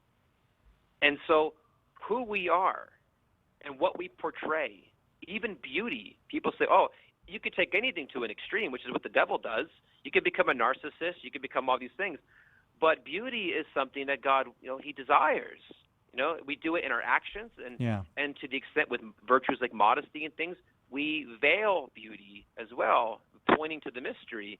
But this whole notion of our bodies, in John Paul II, I think is really part of this message, because if we get this distorted, then we actually have a distorted understanding of who God is, because he is revealed in and through our bodies. And thus the idea that this idea that you have on heroicfamilies.com, this idea of being holy, healthy, and free. I wonder what you mean by free, though. And don't worry, callers, I will go back to you. But we haven't touched too much on free, and although a little bit you did when you talked about being dependent on things. Like, I have heard there are people who are just miserable in the morning until they get their first Diet Coke. I haven't met that person, but well, sometimes that person is me. Okay, so there's you're talking about freedom from our dependencies, but also there's a kind of freedom that comes in living a spiritual and moral life. Freedom from the obvious one in our society is pornography. It's just everywhere, and it's overwhelming, and it's hurting people. Am I in the ballpark of what you mean by be in addition to being holy and healthy, being free as a family? Sure, all those things apply.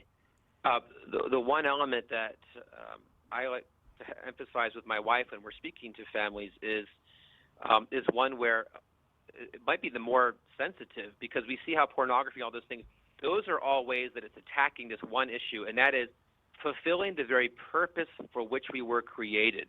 Every one of us, you, Si, myself, everyone, all of us have an unrepeatable purpose on earth. And the devil's greatest tactic is to is to do everything he can to keep us off of that trail. And in other words, put us on a life of safety rather than keeping us from the heroic Christian life by our very baptism, which is a life of significance. I remember listening to a man who works for Gallup, and they have the most data points of anything on the planet, the measuring people. And the short thing was this: 1 out of every 5 people in the world, only one, is living life with a sense of purpose. That means people are starving for it. And freedom is having the courage, the faith, the trust, the risk to say, Lord, I'm going to find out what passion you have for me, and you're going to put it on my heart, and I'm going to pursue it, and I'm going to entrust it to you and do it. That's when you begin your path to freedom. But that might be uncomfortable. Are you saying God might want me to do things that are outside my comfort zone? Well, this might be the biggest one outside of the comfort zone for many, because we could do penance, we could do fasting, and all those things, but to risk things when it comes to living a life more of our Father, give us this day our daily bread, but at the same time aiming high. I mean, God wants us to succeed. I guess that's the parable of talents. So I think that this is one of the biggest things that the devil is keeping as his biggest assault on families today. Oh, well, and we will have to leave it there. We are all out of time. Dr. Peter Howard has been our guest. Find out all about his work at heroicfamilies.com. Tomorrow, 2 big, giant hours of open forum. We'll see you then, God willing, on Catholic Answers Live.